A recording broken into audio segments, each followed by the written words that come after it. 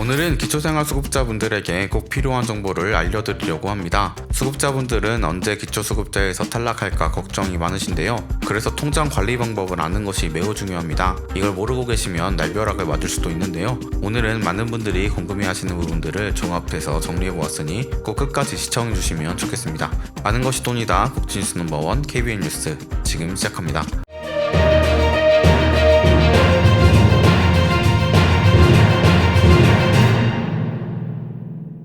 그동안 스마트폰 사용이 어려워서 고민하셨던 분들 주목해주세요. 시니어를 위한 스마트폰 활용 및 챗GPT 한 권이면 유튜브를 찾아 헤맬 필요도, 자식들에게 물어보느라 눈치를 볼 필요도 없습니다. 이 책은 스마트폰 기본 사용법부터 챗GPT 활용법까지 쉽게 따라할 수 있도록 정리되어 있습니다. 특히 유튜브 영상처럼 빠르게 지나가는 설명이 아닌 천천히 하나씩 따라할 수 있도록 자세히 구성되어 있어요. 실제 스마트폰 화면 크기로 된 이미지와 친절한 설명 덕분에 누구나 이해하고 활용할 수 있습니다. 또 35만 구독자를 보유한 시니어 정보 채널 걱정마 엄빠에서 출간한 만큼 더욱더 신뢰가 가네요. 지금 QR코드와 더보기, 고정 댓글 링크를 통해 온라인에서 구매 가능하고 1월 14일부터는 서점에서도 만나보실 수 있습니다. 오늘 소개해드릴 내용은 기초생활수급자분들의 통장 잔액을 어떻게 관리하고 또 어떤 기준으로 재산을 산정하는지와 밀접하게 연결되어 있습니다. 기본적으로 정부는 수급자분들의 통장 기록을 1년에 2번씩 살펴보는데, 여기서 말하는 통장은 수급비를 받는 통장은 물론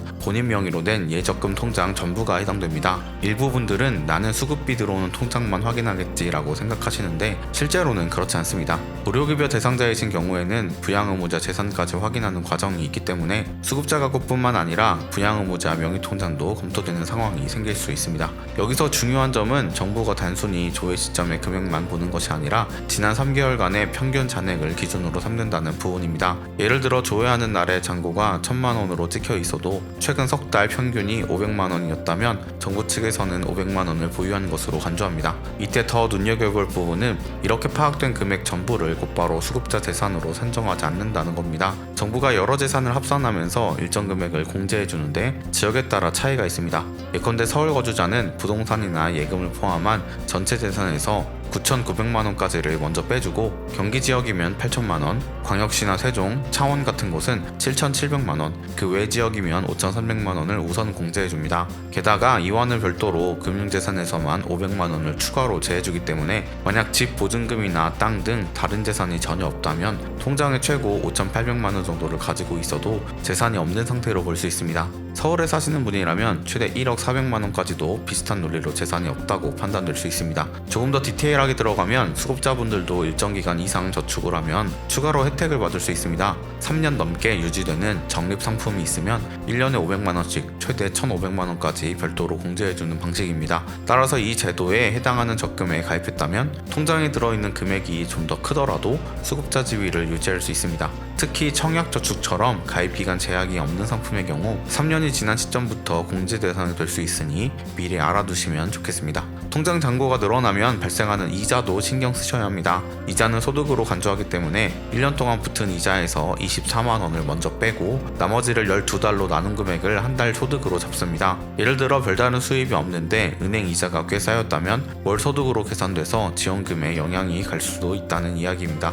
또 한 가지 주의할 부분은 퇴직금이나 보상금, 보험금을 수령했을 때 생깁니다. 이 돈을 통장에 그대로 두면 그저 금융재산으로 판단되지만 만약 일부를 쓰게 되면 어디에 어떻게 썼는지 증빙이 필요할 수 있습니다. 이를테면 그 금액을 집을 마련하거나 보증금을 더 올리는 데 사용했거나 의료비로 지출했다면 괜찮습니다. 문제는 특별한 용도 없이 인출됐다면 정부가 받았던 금액을 매달 기준 중위 소득의 50%씩 차감해 나가면서 아직 쓰지 않은 것으로 본다는 점입니다. 예를 들어 1인 가구가 1,000만 원의 보상금을 수령했는데 마땅한 사용 내역이 없다고 판단되면 첫 달에는 1,000만 원에서 119만 원을 빼고 남은 881만 원을 갖고 있는 것으로 보고, 그 다음 달에는 또 881만 원에서 119만 원을 제하는 식으로 계속 줄여나갑니다. 설령 통장에는 실제로 남은 돈이 없어도 정부 계산상으로는 아직 해당 보상금이 일부 남아있다고 보는 것이죠. 하지만 이런 퇴직금이나 보상금, 보험금이 수천만 원대라 해도 아까 말씀드린 재산공제 한도 안에 있으면 최종적으로는